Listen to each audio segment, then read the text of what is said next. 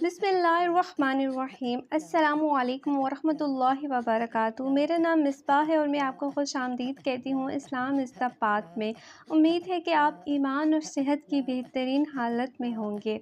آج ہم سورہ نساء کا پارٹ نمبر 2 کریں گے۔ سورہ کے دوسرے حصے میں بتایا گیا ہے کہ ایک مرد کو کون سے رشتے کرنا حرام قرار دیا گیا ہے۔ ان رشتوں میں سوتیلی ماں یعنی وہ عورت جس سے باپ نے شادی کی ہو، اپنی ماں، اپنی بہن، اپنی ماں کی تمام بہنیں، اپنی بیوی کی بہن، اپنی بیٹیوں سے نکاح کرنا حرام قرار دیا گیا ہے۔ اس سورہ میں خاوند کی ذمہ داریوں پر بہت زور دیا گیا اور اس کو محافظ اور سب چیزیں دینے والا قرار دیا گیا ہے، اور یہ اس کو اس لیے نہیں کہا گیا کہ وہ اپنا روب ڈالے بلکہ محبت اور شفقت سے رکھنے کے لیے کہا گیا ہے۔ خاوند کو بیوی کا ذمہ دار قرار دیا گیا ہے اور بیوی پر کوئی بوجھ نہیں ہے کہ وہ گھر یا خاوند پر خرچ کرے۔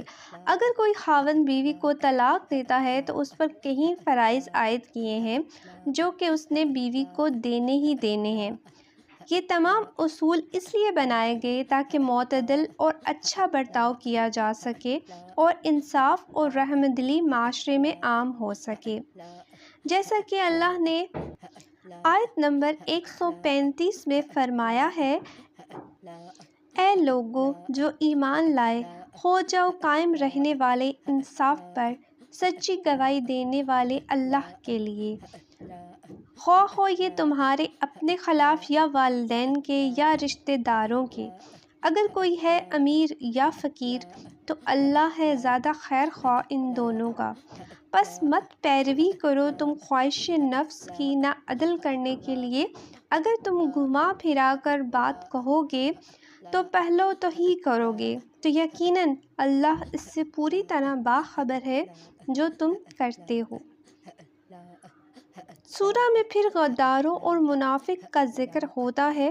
یہ وہ لوگ ہیں جو اللہ کے بتائے اصولوں اور راستوں کی نافرمانی کرتے ہیں۔ اللہ نے ان کے لیے بری سزا رکھی ہے۔ اس سورہ کے اختتام پر اللہ فرماتا ہے کہ مومن وہ ہے جو سب پیغمبروں پر ایمان رکھتا ہے۔ ایسا مومن نہیں ہو سکتا جو کسی پیغمبر پر یقین رکھے اور کسی پر نہ رکھے۔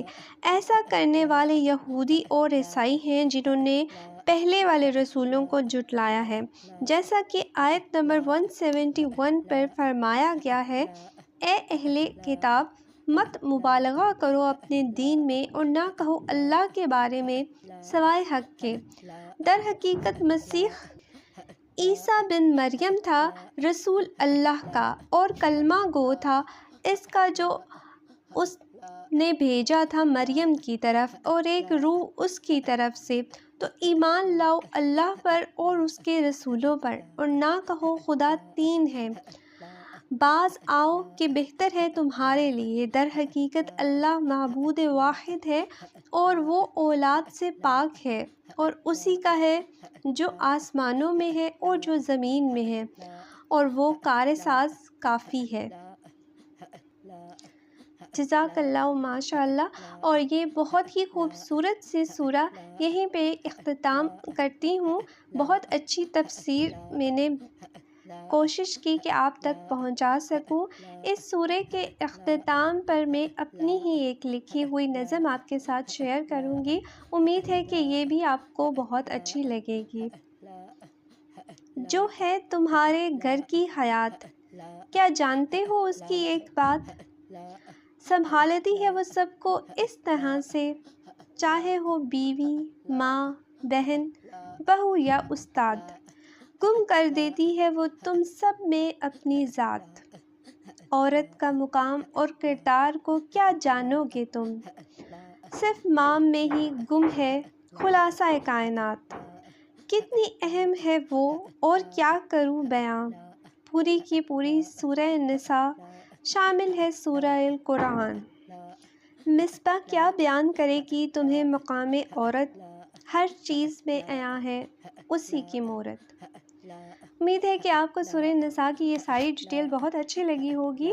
اگر آپ کو ویڈیو اچھی لگی ہے تو اسے لائک ضرور کیا کریں اور کمنٹس بھی اچھے اچھے سے کیا کریں تاکہ میری بھی حوصلہ افزائی ہو۔